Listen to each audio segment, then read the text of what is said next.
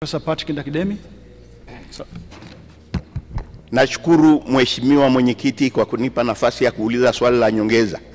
Kituo cha afya cha Umbwe ambacho ni kituo pekee cha afya katika tarafa ya Kibosho yenye kata 6 kina upungufu mkubwa sana wa vifaa tiba.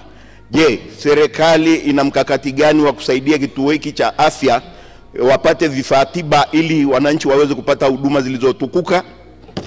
Majibu Mheshimiwa Naibu Waziri. Mheshimiwa Mwenyekiti, serikali ya awamu ya 6 imefanya uwekezaji mkubwa sana katika sekta ya afya. Katika kipindi cha miaka 4 ya awamu ya 6, serikali imetumia jumla ya shilingi trilioni 1.29 kwa ajili ya kuimarisha huduma katika upande wa afya msingi. Naomba nimhakikishie Mheshimiwa mbunge kwamba serikali imeshatuma fedha nyingi katika kila halmashauri kwa ajili ya ununuzi wa vifaa na vifaa tiba.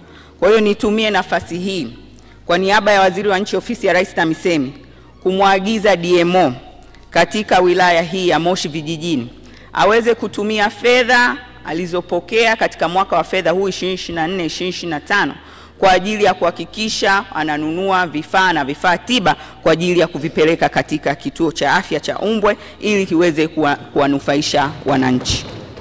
Mheshimiwa